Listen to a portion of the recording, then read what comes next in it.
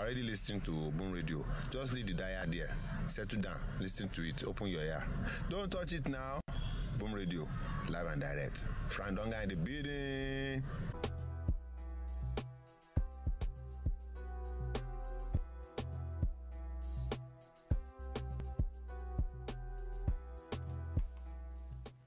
Good morning, good afternoon, good evening. It is the BoomBar right here on your Boom Radio NG. My name is Dolupo, and I bid you a warm welcome to the bar today. Welcome, welcome, welcome. If you're just joining us for the very first time, welcome again. And if you are, our usual suspects, still welcome. And we're going to be talking about a lot of things today. The BoomBar, this is where we give you all the gist about politics, entertainment, news, and everything else in between. And everything else in between can really be anything else in between. So sit back, relax today as we dive right into today's gist. We're going to be talking.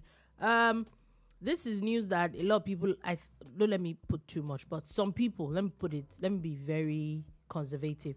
Some people have been looking forward to for a while and for different reasons. We're going to be talking about that. It seems Mr. Simon Ekpa has officially been arrested in Finland.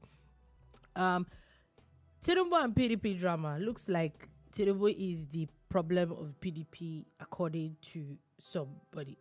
Also, right in Cross River State, it is looking like the judicial council in Cross River is not having any form of misconduct as judges are getting suspended left, right, and center. Also, the House of Reps is in the news. They really are in the news a lot, from constitutional amendment to asking CBN to return some money for being on the cases of the discos or electricity distribution companies, as we all know, and different other things. So that and a lot of other things we're going to be talking about today on the show. So sit back, relax, and enjoy the show with me. I'm going to be in the studio with Sola Rogers.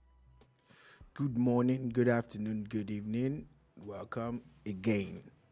Okay, so first things first. News broke today that a Finnish court had remanded Simon Ekpa and about 4 others on different charges. So first things first, he was remanded. It was reported that he was remanded for on terrorism charges in Nigeria. Also, the other 4 people were said to have been remanded for sponsoring terrorism in Nigeria.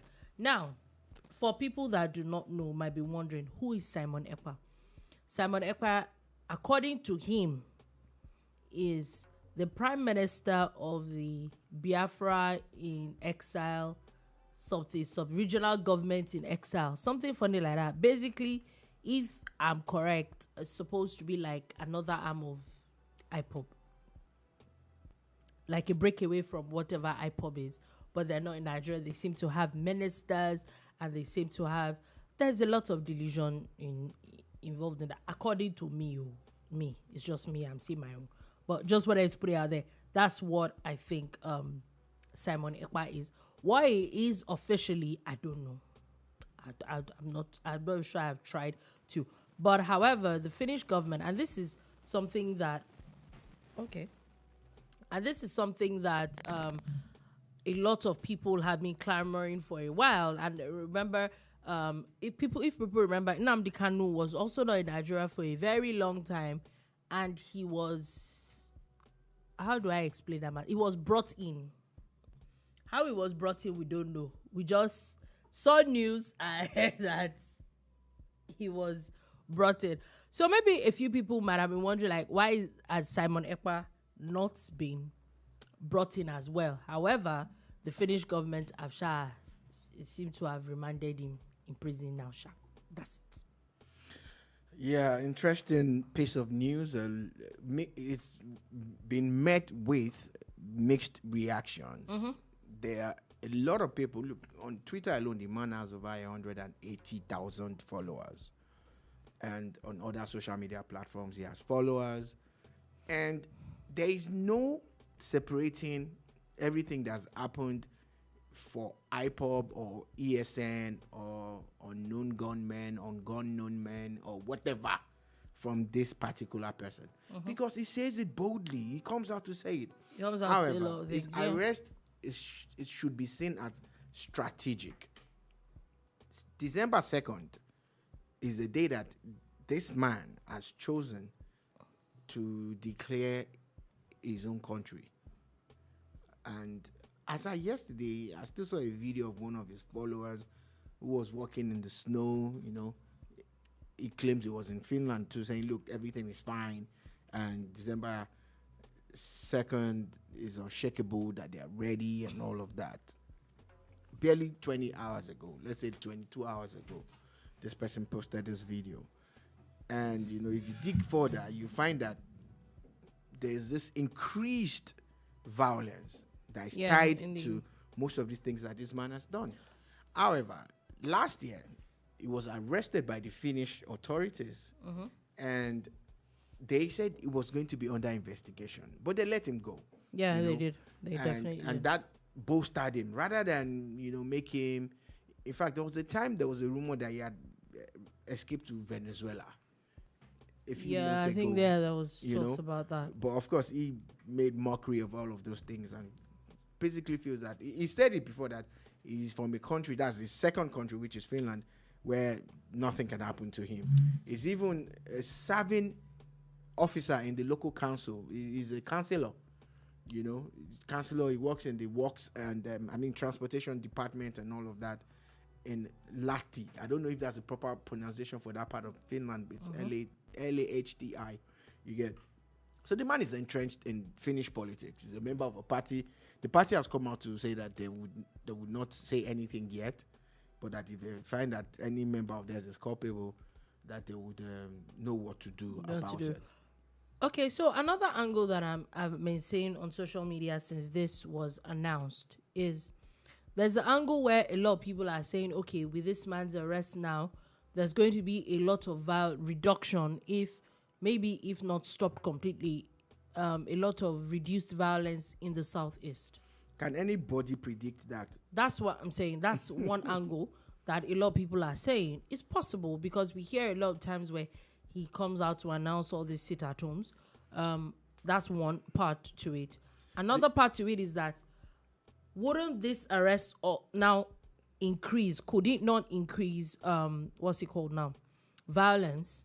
Another angle to it that I've also seen is that a lot of people are now calling on the Nigerian government that since Simon Ekpa has now been arrested, that Nnamdi Kanu should be released. Why? Is it that they were going to replace one with the other in the first place? It's not correlated. Everybody will answer their father's name. You get. Okay. The way I see it, though, the first thing about if violence will reduce, I doubt it, and I hope it is like that. Okay, Nnamdi Kanu, of course, is still the leader of IPOB, and that's why he's in court. Not just because he's the leader of IPOB, the allegations of him making statements that led to violence and a lot of that. These are allegations that, of course, are being, argued in court or should be argued in court. So he will have his day in court. On the part of Simon Ekpa, there was no transition of power from Nnamdi Kanu to Simon Ekpa. I remember watching a video of Nnamdi Kanu saying, look, listen to that guy, he's a good guy and all of that.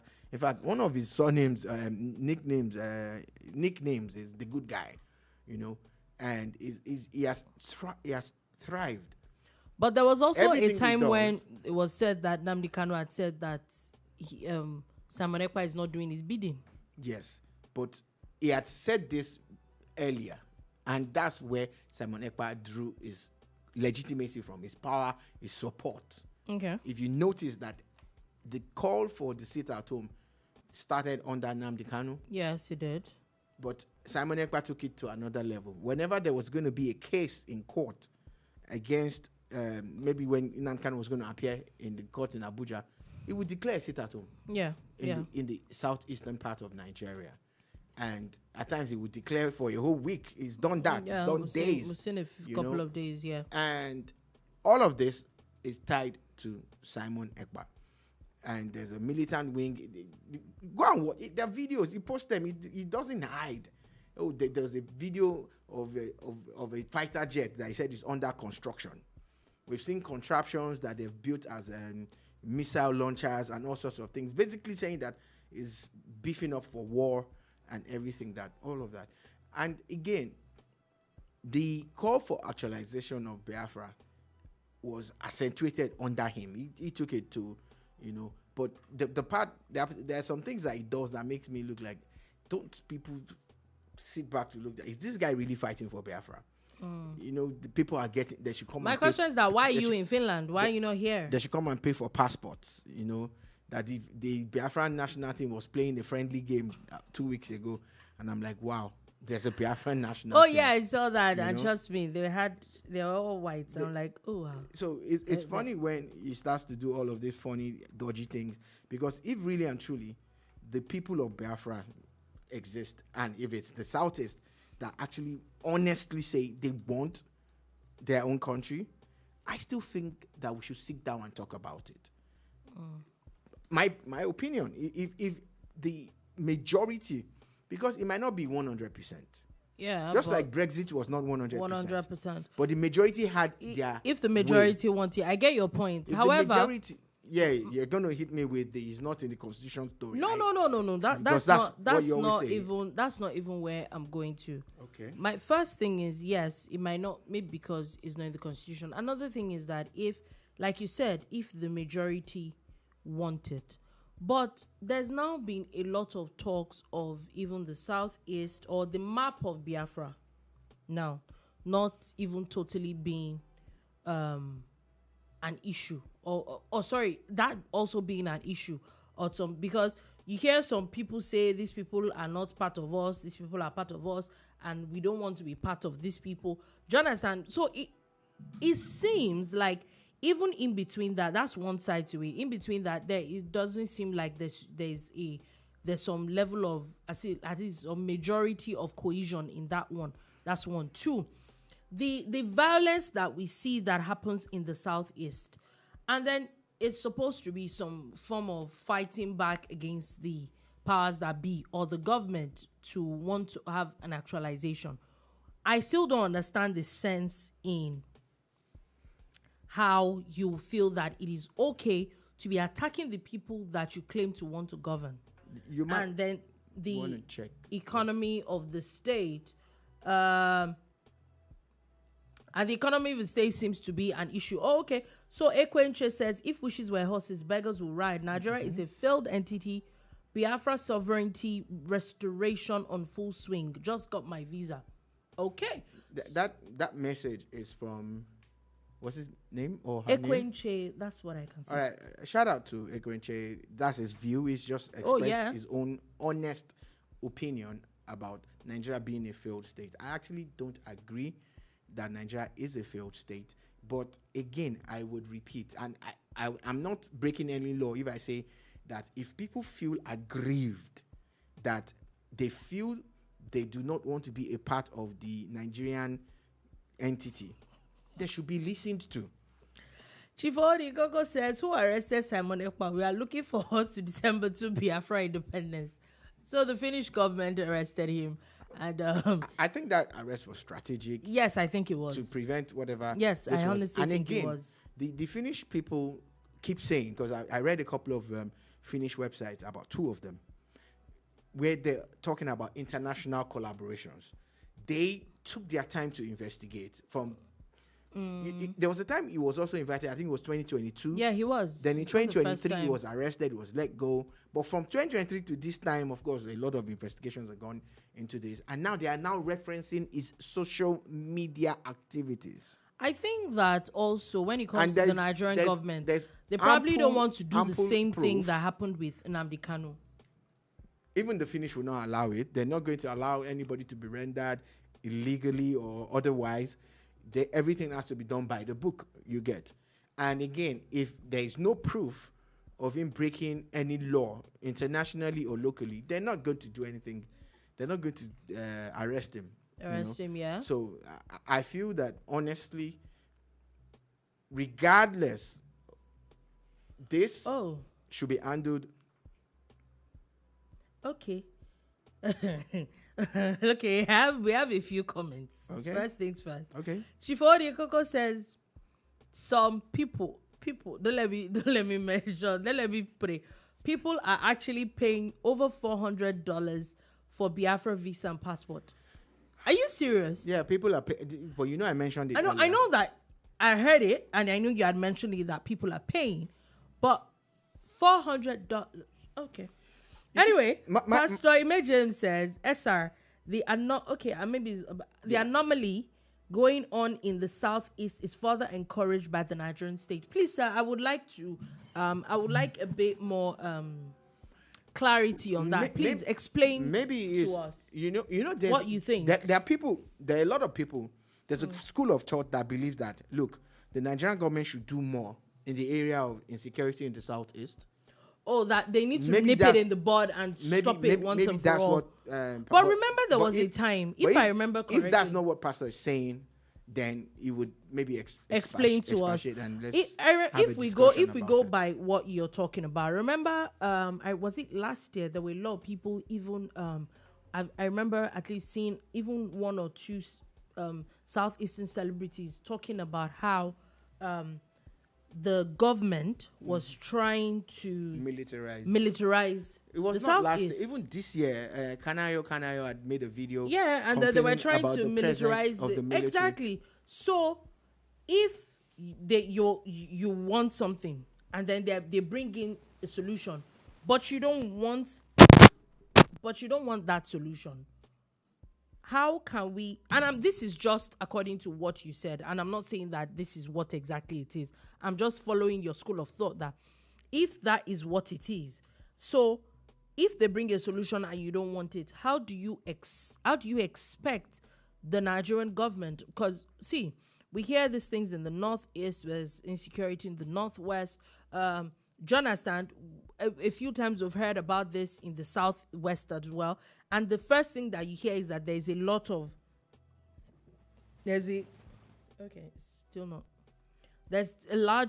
detachment of the military that is in those places. Do you understand? So if you don't want those things, what do you and I expect that is going to happen? Because I think that whether we like it or not, there needs to be a decisive situation. And why I said so is either there are some people that will leave, or if the Nigerian state remains as one, which it's still not fixed. If the Nigerian state remains as one, then the Nigerian government needs to be decisive about what is happening. Take, for example, I will still keep going back to the southeast, to the northeast, to the northwest. I'm not saying that it's perfect, but we've seen that there are a lot of decisive actions that have been taken towards the insecurity in the north. Is it where we want it to be? No. Is it better than it used to be? Oh, yes. So it's either you keep it that way, or we look for another solution, basically. I don't know what's going on with my microphone, but okay, maybe if you turn the volume down. All right, it's manageable. I would project. The comparisons might not be the same. It might not work from sub-region to sub-region, or geopolitical zone to geopolitical zone. We cannot rule out the fact that the insecurity in the southeast has taken on another dimension. It's crazy. Look at the number of people that were killed on Monday to enforce the sit-at-home. Yeah. Look at the fact that all businesses in major parts of the southeast, cannot function on Mondays. This is also reflective in the returns now. If you look at the IGR that is being generated from the southeast, I'm sure it's smaller than what it used to be. Oh yeah. If you look at the VAT collections, everything has just gone down. And what that basically means, is that whatever agitations that they're having is affecting them in the immediate. And it might not also lead to the solution that the brothers and sisters that we have in the Southeast want. You understand? There has to be a collective effort. There are 5 governors. There are, I think, 15 or 18 senators from the Southeast. From the Southeast, it'll be 15. 15 right. senators. And quite a number of House of Rep members. Can they at least first sit down together? You know, with other leaders of thought in the Southeast. The former presidential candidate of the Labour Party, the former presidential candidate of, was it Accord or which other party? Basically all the people from the Southeast, sit down and agree on what you want. Again, are we really, really going to say that there's no need to look at the Nigerian state and understand the agitations of everybody? To realize if this is the way forward still. So, Pastor Imejems. Okay. Pastor Imejems says, if they allowed a true federation and not marginalize the East, for example, Northeast has 7 states, Northwest has 7 states, Northeast 6 states, North Central 6 states, plus Abuja, that's 7. All the southern states have 6, only the Southeast have 5. They are dehumanized everywhere. Of course, the younger elements want out. Yoruba Nation is more organized. They are. They are. Well, I think Yoruba Nation. I have also always been an advocate for the creation of more states, especially in the southeastern part of Nigeria. Talking about the marginalization of the Southeast, I think that the problem is with the southeastern elite more than the central government. The central. Please hold on. We have another comment. BT616 says, I did not say anything wrong. He says, why can't Dolupo just say it as it is? Please give these people their 5 plots of land. We can rest. Enough is enough. I don't think it's... That comment is from? BT616. Okay. All right. Yeah, that's another opinion. And I have been saying something, but not that not that harsh. What I've been saying still, and I'm going to repeat it, is that if there's this agitation for self-actualization by the southeastern part of Nigeria, can we not sit down to look at it? Let's be honest with ourselves. But how do you get that with so much violence? How is that okay? We both agree that the violence will not bring that. That's why I'm advocating for dialogue. Okay. That's basically it. They've been depriving people of their livelihood for years now in the name of sit-at-home order. Yeah. And it's not working, is it? It's not. It's not working. Not working. And the leaders of these things are now getting arrested left, right, and center. I'm advocating for dialogue. I'm saying that start from the current political structure. Mm-hmm. The talk of marginalization by Pastor Imejems is a rampant thing that I hear from a lot of people. But if you look at certain aspects, would you still say it was marginalization? Marginalized, yeah. If you look at Nigeria for instance, 1999, when Obasanjo became president, everybody knew it was largely because of June 12. Yeah. That the presidency was ceded. It was a political solution ceded to the Southwest, more or less, because the 2 major parties, there were not 2 parties alone, but the 2 major ones presented 2 candidates from the Southwest. Olufalaye was was that consensus candidate for 2 parties, AD and I think it was APP or so. Yeah. It was AD and APP. It's not PDP. No. It was AD and APP. APP became ANPP later. But as at 1999, it was AD and APP. Olufalaye. Please correct me if I'm wrong. And everybody that's watching too.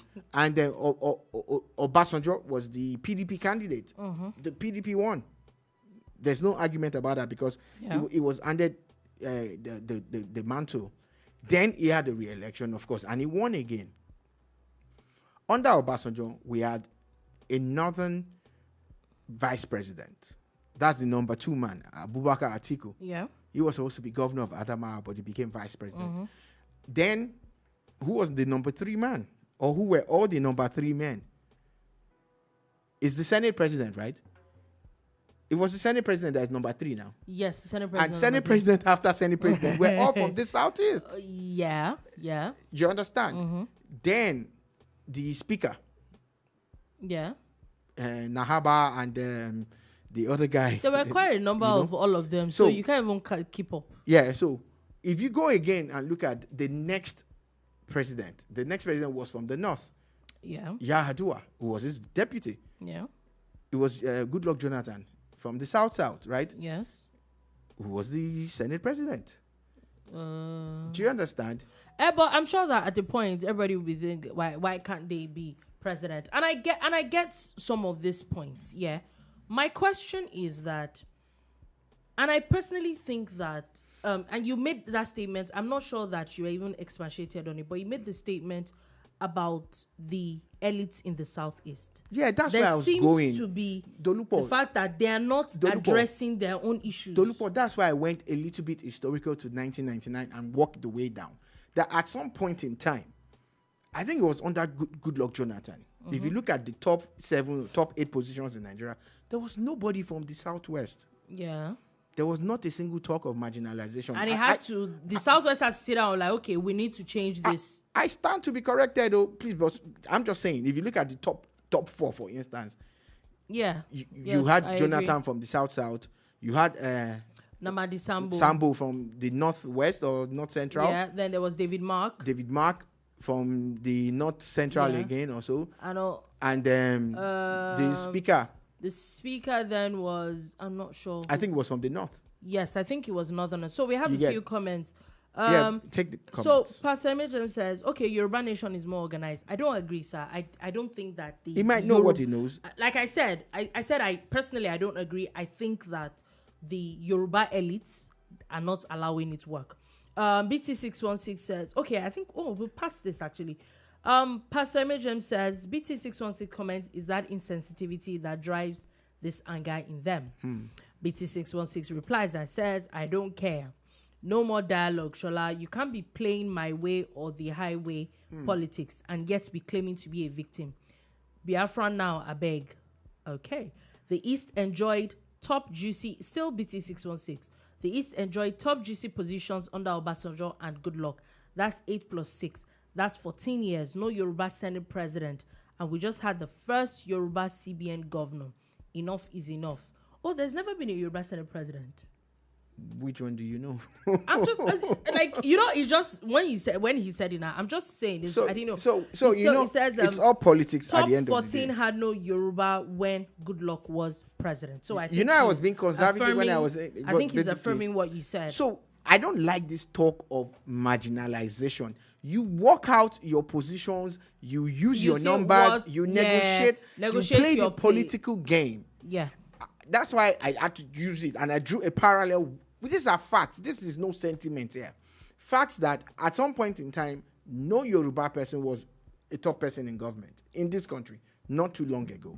But not a single Yoruba person came out to shout marginalization. So let us not go along the line of marginalization again. We need to study politics. Let's look for how is it going to favor us. It's on the elite of the Southeast to be honest with themselves. Even with the issue of IPOB and the issue of ESN and the insecurity. And it is still part of the fact that they do not realize. And and I think maybe it happens sometimes as well with the North.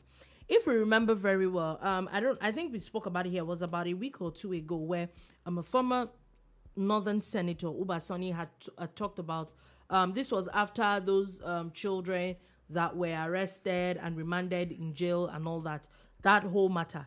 And he talked about how the North also needs to look inward by themselves and see their issues. And I think this is one of the problems that everybody has. Not everybody, but most people seem to always blame everybody else but themselves. I will say it again. I'm not sure I can remember a lot of political elites in the Southeast talking against the idea of the sit at home, the violence that happens in the Southeast. And I think that's where it starts from. Let's know where Pastor Emerson is talking to you. He says, okay. I've told you I don't like this typing thing because we don't honestly address this matter. I think that if the focus come, we probably will not live here. That's one of the issues. That's one of the issues. But honestly, I like we had said, it's something that everybody needs to look inward. First things first, because whether we like it or not, I feel that this so-called militarized set of people that are causing a lot of mayhem in the southeast, even if there is a Biafra tomorrow, because you are hurting yourselves at the end of the day. Those people, are they just going to be wished away? Remember, this is kind of something that happened in the South, because even after everything you have, these people are still given they still have these arms, and I think that there's still what's it called? There's still this thought process that you can do whatever it is you can do. So the people will still end up getting terrorized. Chief Onikoko says the Northeast didn't get top 6 as well. So if everybody, and I think I get his point, like, if there's a matter of marginalization, everybody has a case. So that's what I'm saying, that if the Southeastern elite, the top politicians in the Southeast, were getting those positions, what did they do for their people? How did they build up their own political structures? What was the handshake like across the Niger, across the Sahara? Do you understand? What was the handshake across the rivers and all? Like, so, how much bridges were they building? Mm-hmm. And I don't mean physical bridges. Do you understand? Yeah, because I get what you're saying. Politics is about alliances and everything. And all that. BT616 says, Peter said IPOB is not a terrorist group. He called them his neighbor. And he says, Olori Burukoma, please, which Peter are you talking about? I don't know. Pastor Emejem says, apart from the ceremonial presidency of Zeke, tell me which Igbo man has been president since independence. Now, sir, this is my issue with it. Okay. So, Chief Onikoko says, I mean North Central. And I think I agree with you, sir. And this is where my issue comes from. And it is like SR said, how much alliances have you built up? Things are just not given on a platter. Everybody keeps going on about how President Tinubu went on and said Emilokon, even though he was just talking to a small set of people here. A lot of people talked about it and literally picked it up as his slogan, that he's his turn. He didn't just sit in his house. We've heard analysis over analysis how this person has had planned himself so much since as far back as 1999 to get to where he is now. My hate him or love him, there was a journey to it. My own take, and of course it's up for discussion, it's just my take. Was Simon Ekpa, or is Simon Ekpa really fighting for the actualization of Biafra? Mm-hmm. How focused is he on that agitation? Why has he used so much violence against the same people that he claims to be fighting for? It's the violence for me. These are the real issues. It is the violence for me. If there is a serious discussion about any need for secession or self-actualization, is it by inflicting pain on your own people? Mm-hmm. Is it by shutting down your own region, killing the economy? Yeah. Is it? That's it for me. If that can be removed, I think anything else can be discussed. Where's the sense once, in that? Once the violence is taken out of the conversation, I think anything else can be discussed. So if it's a thing, and again, over and over again, I'm going to read it. If it's a requirement by the majority, where is this coming from? Maybe yours. My phone is on complete silence. Okay. By the majority of people in the Southeast, they have to speak up, and they have to make people realize it that we can't continue like that. This is what they really want. They want their own country. Yeah. It will become something. Look, the man was collecting money for passport and visas from people. $400 for a so-called country that does not exist. Before you can even issue a visa or a passport, it will be a legal tender. It will be something that can be recognized by at least one country. Yeah, so at least one country. So BT616 is talking to Pastor Imejim, says that they must learn how to appeal to the interest of others. That's how politics works. That's how it works. That's how politics works. Because if you go further back, Obasanjo was a beneficiary of the work that Abiola did. In no world would Obasanjo really become a civilian president on a platter. On a platter. So Pastor Ime James says, okay, I think he's replying now. He says, what are you talking about? Igbos supported. What are you talking about? The Igbos supported Abiola, OBJ, Yar'Adua, GJ, Atiku, and for the first time supported their brother Peter Obi. You say that they have not shaken hands across the Niger. You are talking about voters. That is good. I am talking about their leaders themselves and how they're supposed to play their politics in a way. Look, imagine if Atiku had won the first time that he had Peter Obi on his bill. If they had defeated, what's his name now? Buhari, yeah. Peter Obi would have been vice president for at least 4 years. Yeah. But they didn't win. Buhari won. Why didn't they represent that bill? That bill, exactly. The Atiku Obi bill again, and go at it again. Since Atiku was going to get the ticket on the platter. So, BT616 says, over 9 candidates bowed out of the primaries for Tinubu in the APC primaries. Watch the PDP primaries, and no Southeasterners supported each other. Atiku really stole their birthright. Yeah. The sad part was that there is actually a part of the PDP constitution that supports moving the presidency, in a rotational format. And Atiku's nomination went against that. Yeah, it's interesting. Since we have dovetailed into this politics PDP issue. Interestingly, a PDP member yesterday had said categorically that President Bola Tinubu is his party's major problem. And he said one of the major issues is that he had appointed Wike as a minister. Now, 2 things that I see with that statement. Number 1, if someone that is in another party is scattering your party, if I'm correct, my thought process is he's doing his work well. How come you are allowing him do that? That's 1. 2, so it's official that Wike is the one that holds PDP together. Mr. Sowunmi is one of the most intelligent politicians I've seen in this country. But I'm shocked at his pronouncement yesterday. So, Pastor Ime James says, which politics, if they're not appointed, should they impose themselves? Nobody. That's confusing for me. No, so I don't get the point. No, I'm not sure anybody gets appointed. Everybody works towards getting elected. BT616 says, in addition, Olufalaye was a real Yoruba candidate, but Yoruba compromised for Obasanjo. The ideal candidates from the southeast that is more appealing than Obi is Soludo, but his people hate him. There's something wrong. So one of your phones is off. Anyway, Pastor Ime says, SR, I'm coming to your studio tomorrow. We are discussing this thing well. Yes, sir. Okay. Pastor Ime is angry. Let's do Monday, sir. Let's do Monday. We'll talk after. We'll definitely talk after the show. So basically, Mr. Sowunmi. Yeah, Mr. Sowunmi is an amazing human being, very intelligent, But isn't it shocking that you're stating the obvious? The man that you said is your problem is meant to be your problem. He's meant to be your problem, exactly. He's not meant to be your savior. It means that he's doing his work well. It was comical. I watched that interview with Seun Okibalo and I was laughing. I'm like, he said it's your problem. Okay, he drew parallels with when Obasanjo appointed people from. He said he was doing government of national unity. I know he got Bola Ige and a couple of people. Yeah.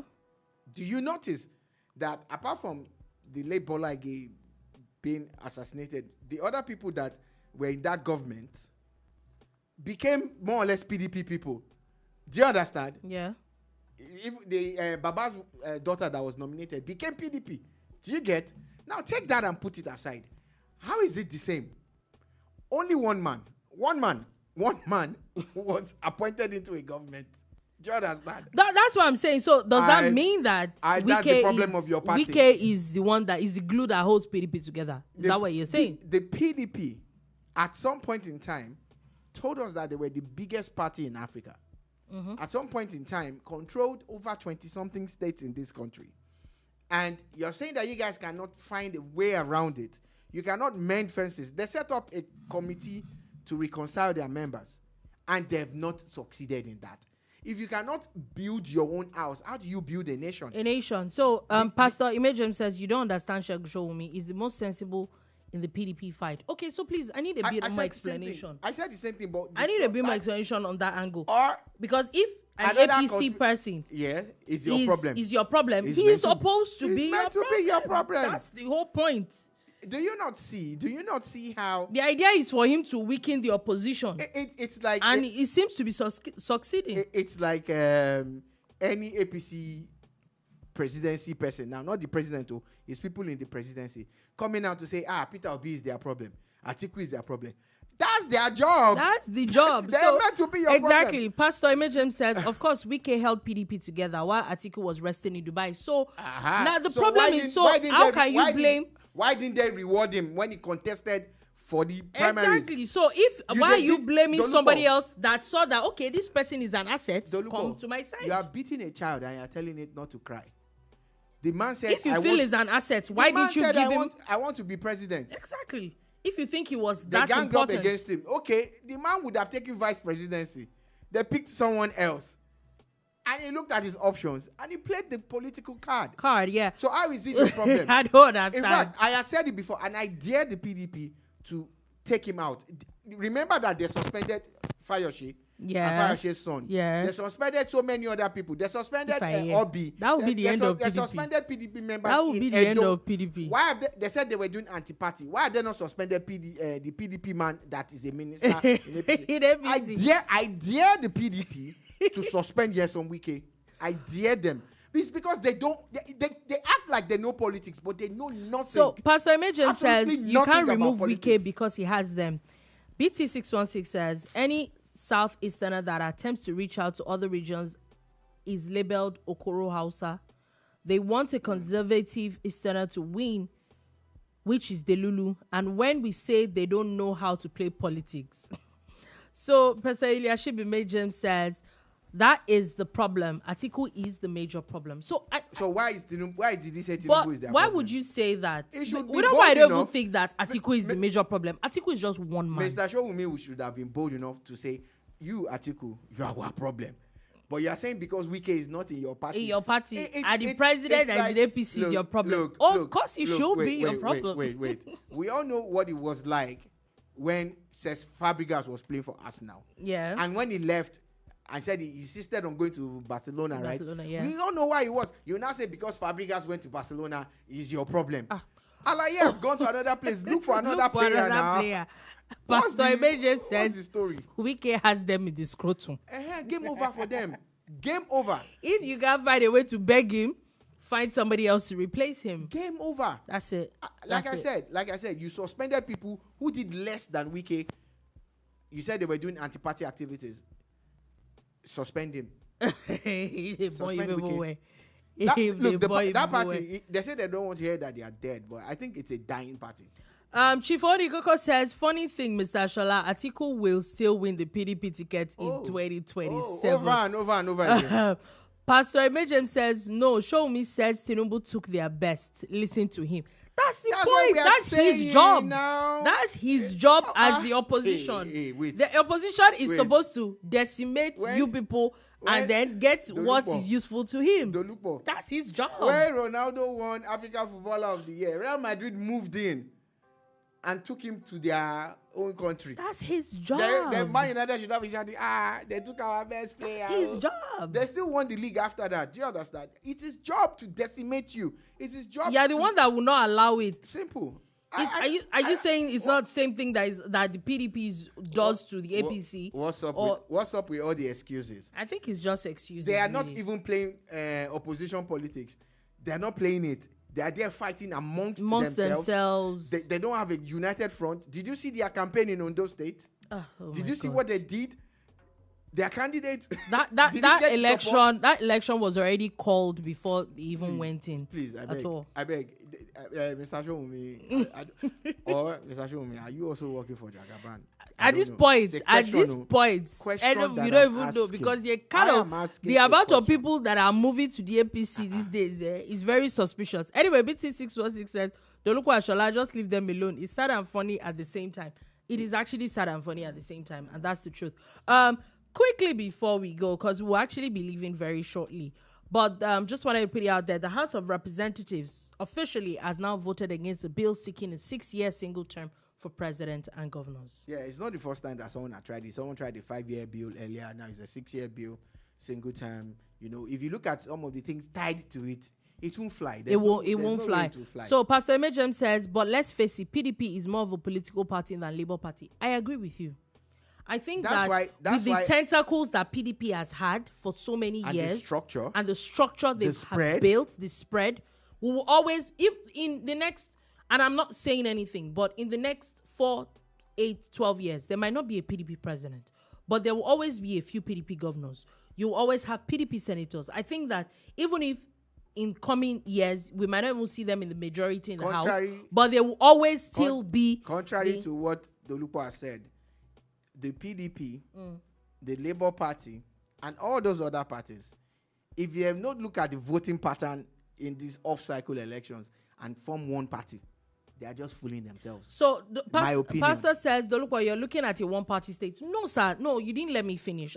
What I'm saying is that anybody that sees the structure that the PDP has, whether we like it or not, respect it. Even if you think that, okay, the APC still has everybody in their, what's it called, at the moment, the PDP in the National Assembly, in the governors, will always still be the major opposition party, except it disintegrates. So, but the way it's still structured, whether we like it or not, even we saw a bit of what Labour Party did. However, I'm not sure that Labour Party might have the kind of momentum they had in 2019.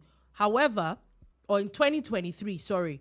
But I think that whether we like it or not, the PDP is still a major party that nobody can overlook.